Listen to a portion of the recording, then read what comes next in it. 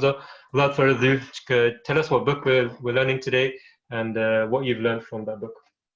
Tika boys, assalamu alaikum. I'll just share my screen. Not your camera. I can share the camera as well, but my beard's a bit big at the moment. A bit too big. Which one is you wearing? I need to cut it. I need to trim it down. Nah, come on. Huh? Wait, let me. Call Nasser over. He'll do it for you. Put on your camera. Come on. Wait. We just want to see you wearing your Spain shirt. That's it. Wait, let me see. Let me find it. Wait. How do I find it? Start video. Wait. I need to get a haircut as well, man. Tika, Mashallah, quarantine made you into a Molby. Tika, can you all see my screen, boys? Yeah. Tika, assalamu alaikum. Bismillahir Rahmanir Rahim. So the book we're looking at today is Divine Manifestations, and it was written by the Promised Messiah alayhi salam in 1906, and it was published later by Khalifa Sani in 1922. Raziyallahu ta'ala anhu. The main topics it covers is divine knowledge, spiritual insight, and prophecies regarding the truthfulness of the claim of the Promised Messiah alayhi salam, which include the 5 earthquakes, which I'll get onto in a little bit. He also mentions other prophecies to be fulfilled, such as the acceptance and triumph of the Jamaat. So he starts the book just with this quote, this revelation actually: "A warner came into the world, but the world accepted him not. But God will accept him and establish his truth by mighty assaults." And then the specific nature of these assaults is then further mentioned as 5 times shall I show you the dazzling manifestation of these signs. And again, from these revelations, the Prophet ﷺ explains that God will cause 5 terrifying earthquakes, and they'll appear one after another and in very short intervals. And the nature of these earthquakes will be such that they will terrify people to their very core, to their very hearts. The Prophet ﷺ, he then draws comparison to the signs of Moses ﷺ, where Moses ﷺ just manifested his miracles to Pharaoh. Similarly, in this day and age, the Prophet ﷺ, through these natural disasters, will show his truthfulness through these signs to the disbelieving people. And then he challenges people on this as well, that the earthquakes, they have to unfortunately, they have to cause people to go insane, and there'll be widespread loss of life and property. And then only then will you know that these harms have come from God. Then we start with another revelation the Prophet ﷺ that he got. While I was in a state of slight drowsiness, God showed me a paper on which was written, "Tilka ayatul kitabil mubin," which means that they, as in the earthquakes, will be the signs of the truth of the Holy Quran. And then after these earthquakes, people will turn towards God, and eventually, as we see now, slowly people accept Jamaat and their worldly desires will reduce. He then receives another revelation describing the era of the Promised Islam. I don't know if I'm pronouncing this right, as Khosrow's era, which means like the heavenly kingdom. And this has been foretold by messengers previously, that it will commence at the start of the 6th millennium, between the 13th and 14th century. And then on his coming, those who are only Muslims in name will start becoming true Muslims. And at the time that he wrote this book, I think again 1905, there were about 400,000 births even then. So even whilst he was alive, the fruition of this prophecy was coming true. Then there's another prophecy that he got, that is, "O moon and O sun, you are of me and I am of you." In this divine revelation, God has first called me the moon and given himself the title of the sun. And then just interpretation of this prophecy, the Prophet ﷺ is saying that he's the moon and he receives his glow through the love of Allah, through the sun. And through that light, that light that he gets is from the bounties of Allah. And then later on, after this, he receives another revelation where Allah describes the Promised Messiah ﷺ as the sun, meaning Allah will manifest his light through the Promised Messiah ﷺ. And then just with relation to that, there's another revelation we received, such powerful miracles will descend from the heaven that you will be pleased, again referring to the earthquakes that will come. And at this time, when he was writing this book, 2 earthquakes had already appeared in Qadian, and the plague that was obviously very devastating, all across India. And then again, after this, 5 more earthquakes would appear.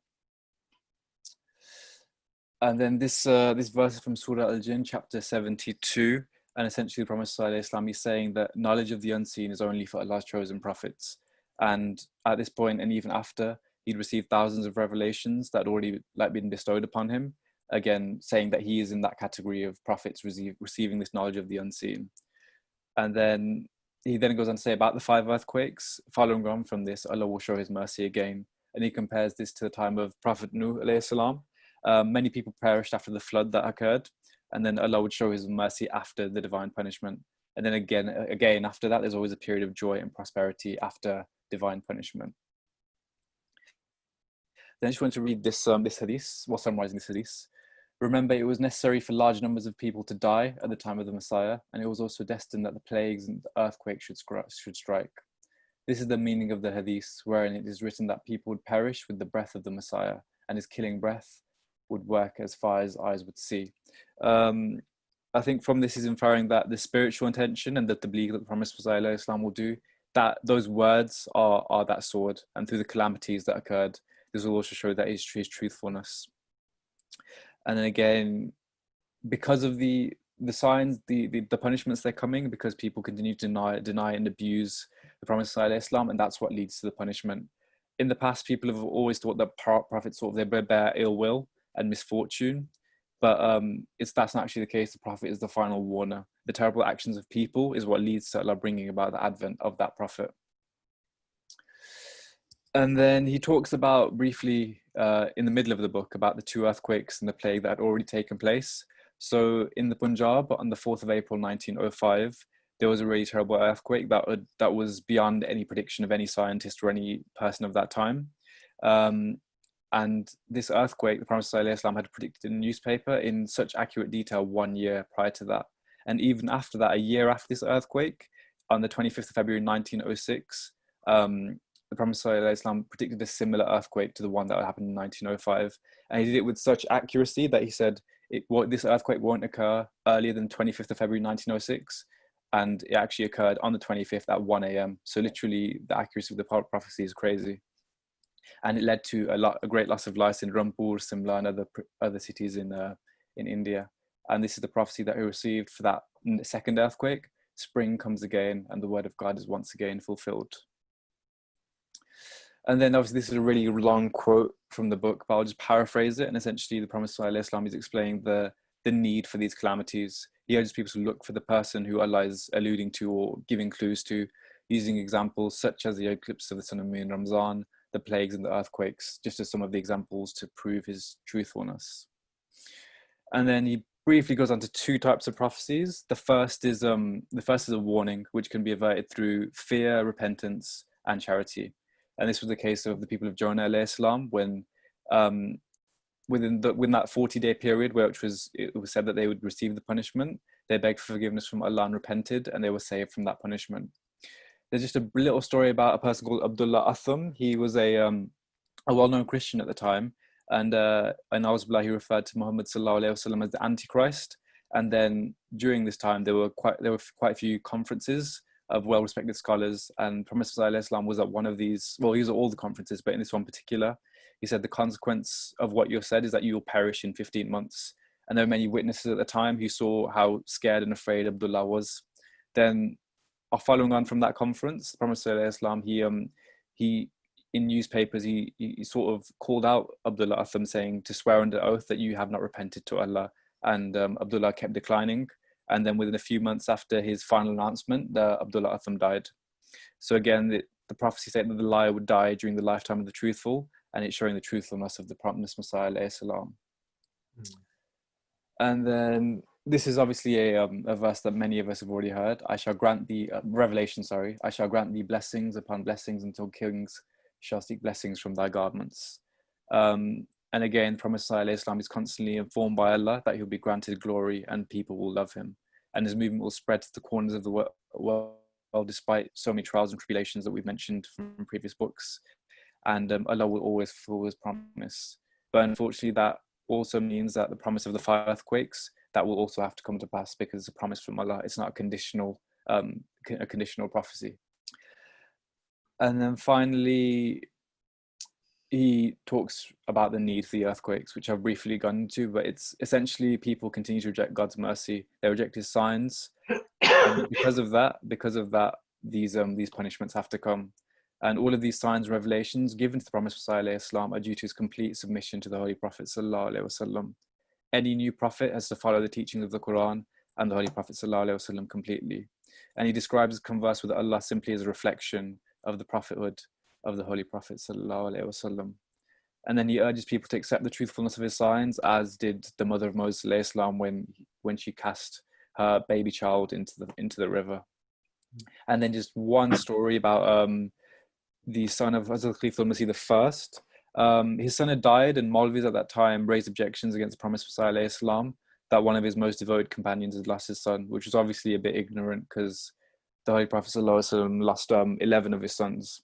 But to prove the truthfulness, even in spite of that, of the Promised Messiah ﷺ, God revealed to him a revelation that Khalifa al-Masih the First would be granted another son, and the evidence of this son would be that he had such boils on his bodies that would be like really, really prominent and really like easy for anyone to see.